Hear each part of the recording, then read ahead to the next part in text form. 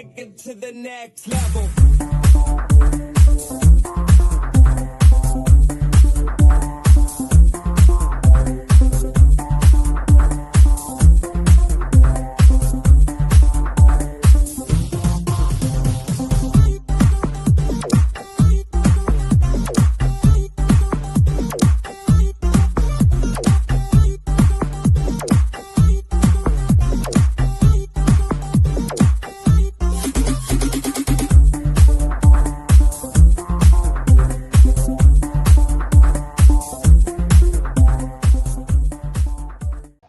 Hello, good morning, good afternoon, good evening, wherever you are in the world. This is Coach Tiffany Parra, Editor-in-Chief of Fitness Fanatics Magazine, elevating your mind, body, and spirit.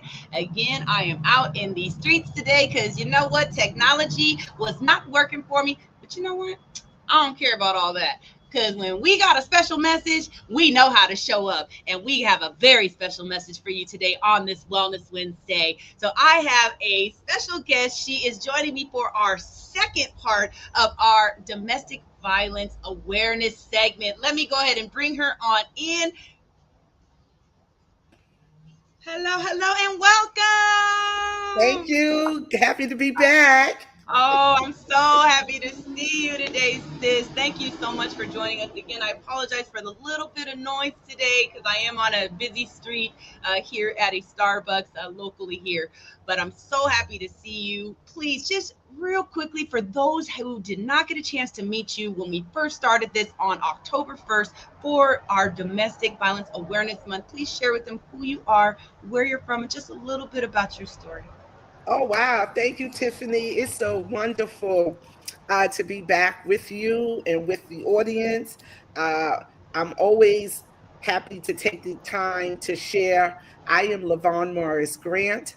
I am out of right now Atlanta, Georgia, but I'm from New Jersey and New York, Jersey City to be exact. Hey, Jersey City.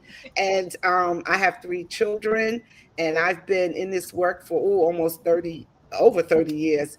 And just a little bit about what we are jumping into today.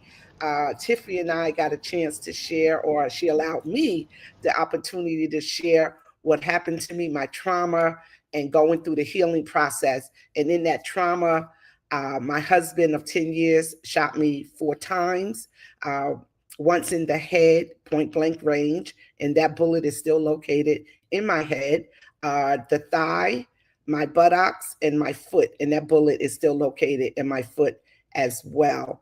And a long healing process. And my 3 young children at that time, they were 14, 7, and 4, Marquise, Corey, and Sharia. Unfortunately, they witnessed their dad trying to kill me. And he eventually, at some point, once we got out of the house, shot himself once in the head, and he died 2 days later, committing suicide. And I know that's a lot, guys. And here we are. We just jumped right into it. But that's pretty much who I am and how I got here. And still surviving and thriving is the word for me. And I'm just so honored always to have the opportunity to be in space and to uplift other people.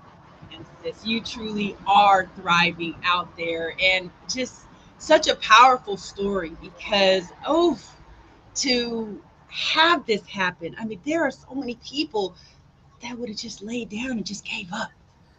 Yes. And you know, I just commend you. I commend you because I'm seeing you out there with the pictures that you post. You have recently posted a picture, and I want to say you guys were on a boat. And I said, look at this. I said, you were able to bring yourself out of that, but also bring your children out of that, and them to be able to still thrive and be able to be successful in moving through life and be able to just get through that trauma. So sis, I'm sending hugs, I'm sending high fives, I'm sending it all your way because that is just absolutely amazing, amazing. So I know we talked about last time about the groups that are most impacted by domestic violence. We did share that Caucasian women are the most impacted, but Black women are the ones that are killed the most in this, which that was disturbing to me when I heard that. That was very disturbing to me because I just have to say out there, Black people, we got to do that. We got to do that. Okay.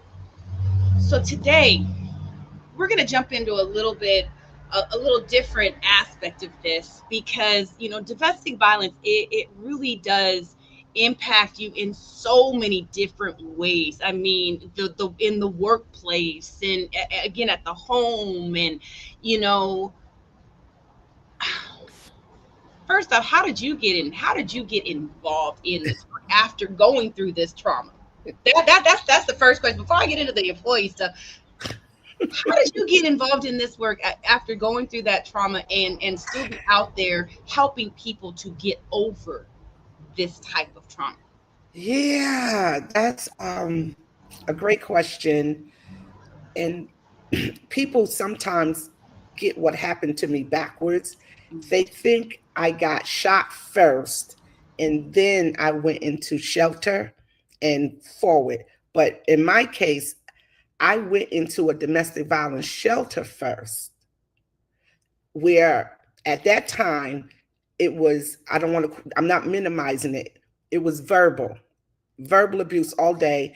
And back then, no one was even talking about verbal abuse. So even though I went into shelter, a domestic violence shelter, I didn't even recognize when the advocates were talking to me that I was a victim, because he never hit me.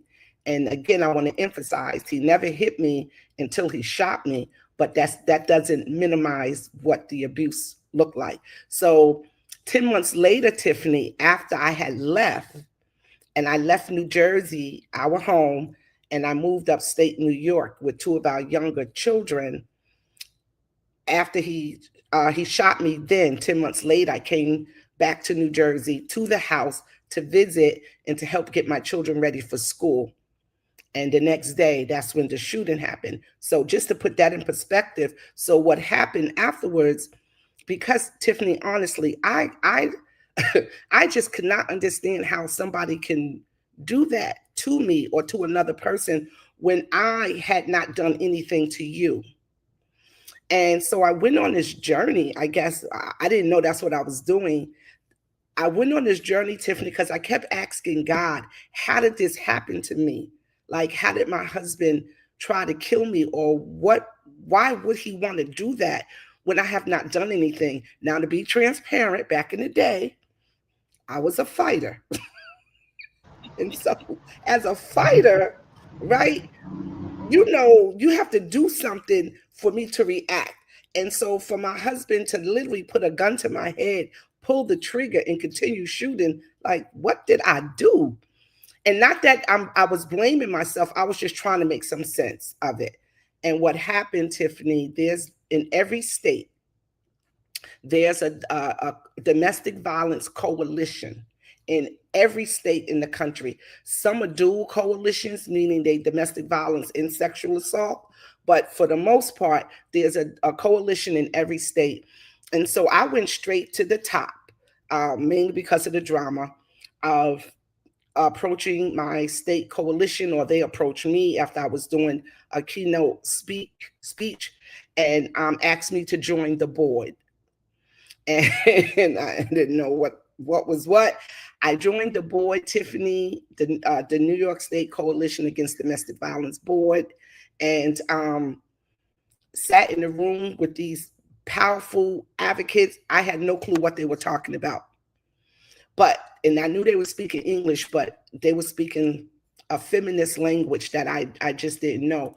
But just to make it shorter, that's how I got involved. I sat in those board meetings. I started going to national conferences. I became the keynote speaker of many of them. And then I had the audacity to write a book.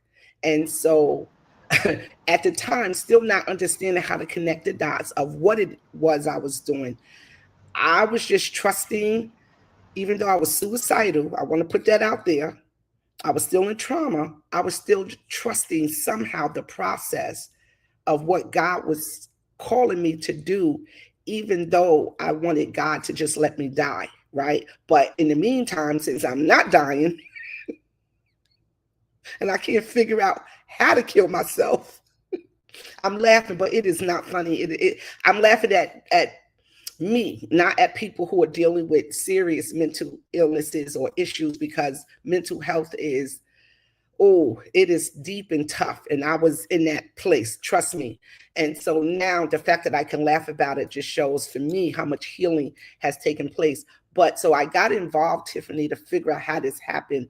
But in my getting involved, I got a bigger awareness, right, of how big this issue is, how insidious it is, right, how dangerous and damaging it is to the psyche, to the spirit, to the communities, to the individual. And so though my husband did what he did to me, that impacts all families, right? That impacted our whole family, his family, my family, our children. So the community, it wasn't just narrow to me. So with that, fortunately, here I sit 30 plus years later doing, what I do, and have learned so much, and have been a huge advocate, a huge voice for those who don't have a voice. That is, again, so powerful. Now, tell me, because it's all about mindset, right? It really is. You could have, again, you could have decided, I'm not going to share. You could have decided, I'm just going to just curl up in a ball and just, stay in my room in the dark and all that stuff. What types of things did you do to get yourself on the other side of this? Because there's a lot of people that are dealing with this and they're not able to rise up like you were able to, sis, and are still able to do. That's a tough question, Tiffany. It's a necessary question. It's tough because one of the things I work to do when I'm bringing awareness, especially sharing my story or what happened to me, right? I I really work hard to not allow my story, my survival, my purpose to overshadow someone else's, right? Because though you all see me today, right, and I look what I look like, because I can do the made up stuff and put on all the things, right, to look normal and happy and all the things we want to project to the world. The women or people who still find themselves in it, I see them as strong too. I see them as surviving and taking, even though they may still be in it, they are doing the best they can with what they have and with what they understand. So for me, mine was just a little different, that I was in therapy almost a year prior to the shooting. Now, in therapy, I began to recognize me again, or finding me for the first time, right?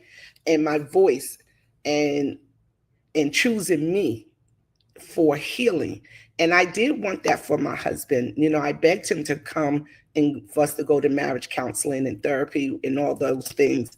But one minute he say yes, then he say no, but pretty much it was no. He did not go. But I went for me because I just felt it was something necessary. So by the time the shooting happened, I think we were 10 months into therapy, I had gained or garnered some healing tools.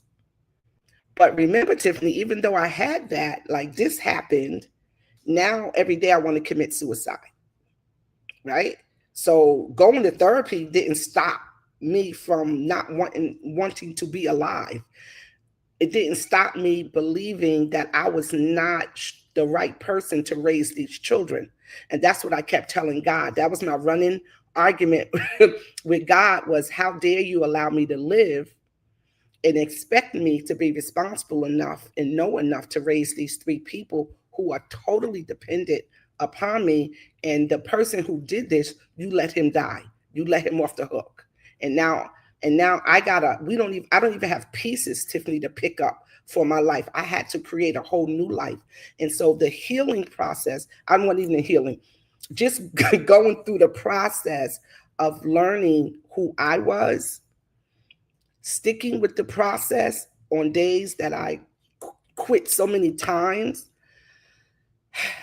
trusting the process, even though I cussed the process out, including my therapist. And for the sake of this video, we're not going to say the words I use. So everything was not nice. Healing is messy. Life trauma is messy, Tiffany. So it don't look like this face looks today, right? And I just want to make that so clear. So women who are still in it, they are where they need to be, and hopefully and prayerfully one day they'll survive it and be able to thrive. But for me, I just, God just sent different people in my life, Tiffany, that helped me on different paths of my life. And I attribute that to whatever God had for me. She needed for me to do it like right now. Like it had to be right now. And things were coming real fast, Tiffany, and I was confused. I was in a lot of pain. All the things mentally, I just didn't have it. But I just kept moving. And then one day, one day, and then another day, and then another day, I got stronger. I mean, it took about 5 years, so I don't want to, and I'm still in that process, Tiffany. I'm still healing. Is always a process from different things in life, right? And so, yeah, it was just people coming for me when I tried to quit. And oh God, they would come to my house, Tiffany. They would not. I would lay up in the bed crying in deep pain, and looking like my mom had this term that says "who done it and ran." She's always said to us, "You're not going out there looking like who done it and ran." You have to picture what that could look like. From a Black mama telling her Black girls, "You're not looking like who done it and ran." But that's what I was looking like. If who done it and ran had a picture of those days, that's what I was looking like, Tiffany. So it wasn't this easy process. It truly was not. It wasn't that I had more strength than the next person, right? Just the fact that God allowed me to survive a bullet to my head. That was huge in and of itself, because that first shot should have killed me. Medically, it should have, right? But, God had a different plan. So I just really want to emphasize for us to have empathy for those who are still in it, who have not found a way just yet. But that's why I stay, because I keep going back. So that they can understand that they matter too, regardless of where they are, and regardless of them never being shot before, but they probably been punched in the eye 50 million times, or their arms been twisted behind their back to where it's been broken, right? That your story is no less than mine. Or they've been told that they're less than nothing. Let's get into Let's get into that thing. That verbal stuff as well, which can cut sometimes even worse, right? Yes. But you are so right about just that healing process being a continuous thing. It's just like when you're working out, right? When you want to build muscles or you want to lose weight, you have to stay consistent with that practice. It's the same thing with healing. You have to stay consistent in your healing. You have to surround yourself with people that maybe have gone through something similar to you, that have overcome it. So then you also can have that faith in your ability to be able to do the same thing. Right? And you don't know what people are going through. People, like you said, like you are looking fantastic. And Sharita Lewis here says, "Hello, everyone. You look fabulous, Lavon." And yes, you do. And you know what? And I'm sure throughout all of this, you were showing up. You were looking good. The hair looking good. The clothes, everything on point. People didn't know what you were going through. And I have to say, there's a lot of people. Especially women out there, that are just swallowing it and just showing up every day because they feel like they have to, which that's going to bring me into our next question. And the next subject of this is, when you're showing up and you got to go to work, okay? I was in HR for many, many years, as you guys know, and we would have some situations where people would come in and they're dealing with a domestic violence situation at home. Maybe they're putting on makeup and stuff to try to hide things and whatnot. They're calling out, and the employer that I was with, when we would have those situations, they gave the person grace because they understood and they had a heart, and they said, okay, take all the time that you need, and we're not going to take that from your batch of days. We're just going to give you that time. And here in California, I mean, everything is protected anyway. All the leaves are protected. So, as I say this about employers, do your research any state that you're in, so you Right. know what your guidelines are and what those rules and regulations are behind domestic violence, because you don't necessarily have to show up if you don't want to. If you are in a situation and you feel it's detrimental, Mhm. you're not going to want to show up for a day of work where you got to put a smile on your Right. face and you got to act like nothing's happening. So you have to take that time. And employers have to understand that. So employers that are out there, if you don't have something in place, you need to put Right. something in place for your employees that are dealing with this. So in your opinion, Lavon, like, how are the survivors and the community and are the employers impacted by domestic violence in your opinion? Ooh. So Tiffany, a lot of employers don't understand workplace violence. I know workplace violence, people look at it as someone coming into the actual workplace, right, and committing a violent act. But a lot of times, workplace violence is also connected to the violence that's happening to your employee at home and how they show up when they get to work. So, for instance, when you have a high level of people calling out due to domestic violence, you may not know that's why. It impacts productivity, and productivity impacts the bottom line, which is your dollar, right? And people don't connect it. They don't connect it. So one of the things we did some years ago, we made that connection to show employers why it was so important for them to have a domestic violence policy, why it was important for them to understand some of the basics of domestic violence. Because if nothing else, one thing I've learned through this, through all of this advocacy, people understand their bottom line and they don't want anything to come between them and that bottom line. So we understood it wasn't so much that they cared about the employer, the employee, unfortunately, right? We understood that. But that wasn't the point, right? We, not to say we didn't care, but the point was for them to put something in place so that employee, so that woman or that whoever it was felt safe and knew that they were in a culture of a workplace that understood what was happening, and they weren't the ones who were going to be penalized because of the abuse that was being perpetrated on her, right? Because unfortunately in this society, we have a big tendency of blaming the victim, and in a lot of different ways. And so, like, for one instance, in my lived experience, when I had to go for social services, because I had no money, and they were going to give it to me, but the lady said I owned a home. She told me if I ever sold the home, the money that they gave me, they were going to take out of my portion. Like, so let's we split 50-50, 100,000. So you get 50, I get 50. Let's say they gave me 20,000. They were going to take 20,000 out of my portion. And I said, you all are crazy. And the other thing, so Tiffany, like, I was making, no, my husband and I together, we were making $100,000 way back then. Like, that was a lot of money. It's a lot of money today. So you can imagine these two 30-year-old young Black educated people, we were making $100,000 or more a year. And I left that lifestyle.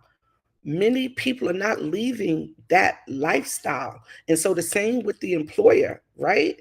So when they are making that kind of money, they are, or their company is making that kind of money or more, they are trying to figure out how to hold on. And especially if I'm one of your better employees, how then do I make it better for Lavon to be able to be productive in this workplace? And not only am I protecting her, but they end up protecting all workers from even other workplace violence. Because I know people have seen lately in the news where the men have been showing up when moms are dropping off their kids at school and other places, and they are shooting them on the spot, going into the hospital. So Tiffany, imagine that happening. Well, we don't have to imagine, it is happening. The impact on the employees at the hospital, what that does, it disrupts services, right? It slows down the care for other patients who had nothing to do with that. So there are a lot of pieces attached to workplace violence or domestic violence, and how productivity slows down, comes to a standstill, and now it's national news, right? And it's on and on and on. So that's why I mentioned the word earlier, how insidious it is. Domestic violence, it does not discriminate. It does not. You're absolutely right. You're absolutely right.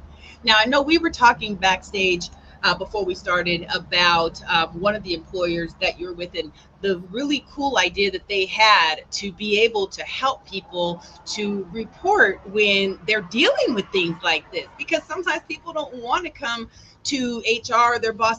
I really, really recommend it, because guess what? Human resources, HR is there for you. So if you just go and knock on the door and say, hey, such and such, I need to talk to you in confidence, they have to have that confidential conversation with you. And it is their duty to make sure that you are safe. So have those conversations. And if you don't have an HR, if it's a small company, have a conversation with the trusted person on the board, the CEO, the CTO, the CFO, whoever that is that you trust. Okay, so I definitely do recommend that, for sure. Oh, we've got a comment from Carol Groom. She says, during this time when the government is cutting mental health help, thank you for pulling the covers back so people can have hope getting through their trauma. Thank you, Carol. So Lavon, so the employer that you were at, so what was it that they did to help people to be able to just have that safety net, that little bit of confidence that they were going to be able to be heard and feel safe. Yeah, so it wasn't necessarily an employer that I was at. It was working with the board, the coalition across the states. Okay. Because coalitions, we all talk to each other, right? Of seeing what we can do on a national level, right? To bring conformity for survivors throughout, because each state is different, as you mentioned before, Tiffany. So on a national level, as a state coalition, we talk to other coalitions to talk to the employers in their states, right? Uh, so one of the things that we came up with, one of the tips, we came up with a lot of stuff within the hospitals of, so like the hospitals, for instance, started having intake forms that had domestic violence questions on there that wasn't happening before. And then we trained the nurse practitioners or whoever they were that had the first response or the first contact with a survivor that came into the ER. And most of the times, if it's abuse, the abuser came with her to protect, to make sure she didn't say anything. And so we helped the nurse practitioners or the nurses learn how to separate her from the abuser, to make him go wait in another room. So especially if you suspect that there's power and control going on. So that was one. Another thing, a big thing that was so easy to implement, because bathrooms are private.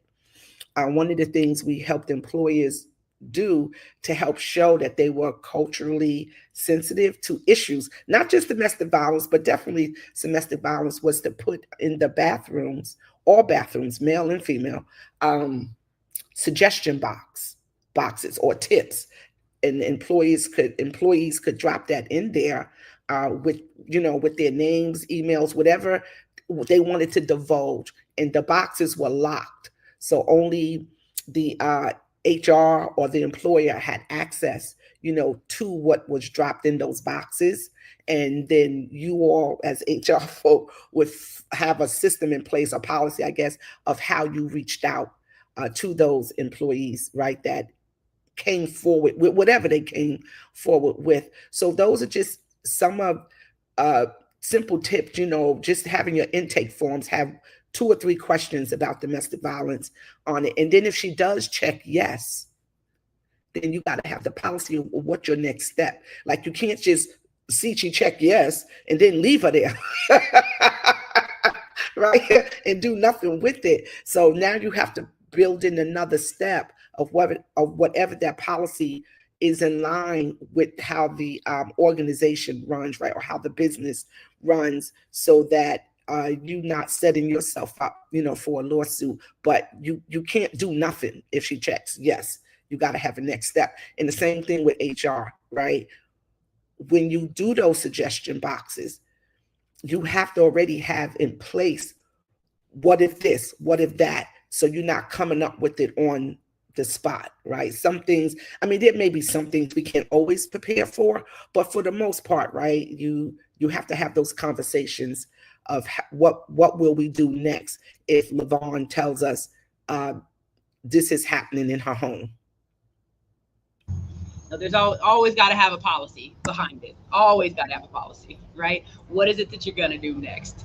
So I love that. I love the boxes. And, any employers that are out there listening, any even community leaders, if you have a space where people meet together, where they convene, you never know what people are going through.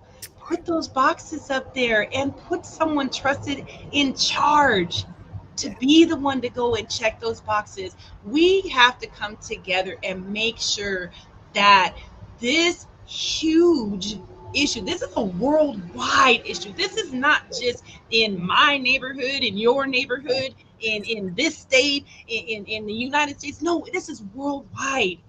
And we need to make sure that we are opening our mouths and that we are talking. Again, if you're dealing with something, share it with someone trusted. Get yourself into a circle of, advocates that can help you with resources. There are a ton of resources out there that can help you, your children, to be able to get on the other side so you can succeed and thrive and not just feel like you are just surviving out here in life. You deserve to thrive. Okay. I just want to add something to that, Tiffany, when you said about it is global. This is a global pandemic, right? I had to speak in Australia some years ago, and and then I met some South Africans virtually, and it's amazing for me when I talk to people in other countries, regardless of the nationalities, right? Other countries, we are all dealing with the same thing. And it just behooves me that we are okay as a society that people are being killed for an issue around power and control, because I won't allow you to control my life. You take my life, or you feel you can take my life, or you feel that because I'm a woman and I have certain body parts, that it is your privilege, it is your right to rape me, right? It is your right to have me. Because rape, sexual assault is not about sex. And that's where people get it twisted, right? It's not about sex. It is about power and control. And on this segment, if we just don't have time, I don't have time to go into the analysis of breaking that down. I just need to trust me. You could go Google some information, to bring some awareness to yourself. You don't always have to wait for me or Tiffany to bring this to you. The information is out there, right? 1 in 3 women, I think it's 1 in 4 now, and 1 in 6 men are being abused every day. Like every day, someone. So if you count, Tiffany, that means it has touched all of us, right? At some point in our lives, whether it's physical, emotional, mental, verbally, spiritually, financially, all those pieces. And so, yes, but in other countries globally, it's the same conversations we are having all day, every day. And it really breaks my heart how deep and of a pandemic this is. And we have not yet figured out how to bring an end, to this issue. Well, that means we just need to continue to have conversations like this, Lavon, so we can keep on just spreading the information, the knowledge, and really helping to empower people to feel like they can tap into that inner power to just save yourself. Save yourself, right? Be your own best advocate in Yes. this as well. And sometimes it just takes opening your mouth and saying what you're going through. So, Lavon, are there any final words that you want to give our audience today before we wrap up this part 2 of our 3-part segment during our Domestic Violence Awareness Month? Wow.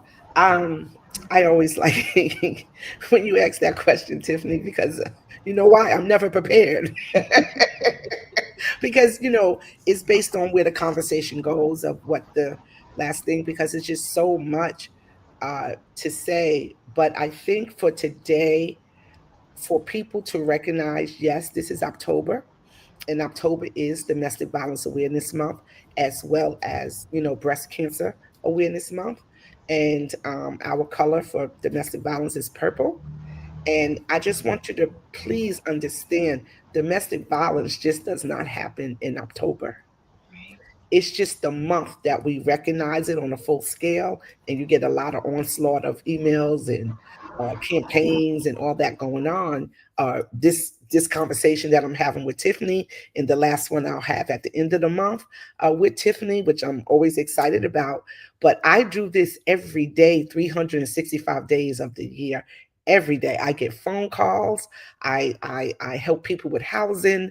Right, there's just so many connections to how domestic violence impacts people's lives. And the last thing I want to say, as always, I use a plug, and I thank Tiffany for my books that I have written. I'm so proud. I'm going to show you all three to this time.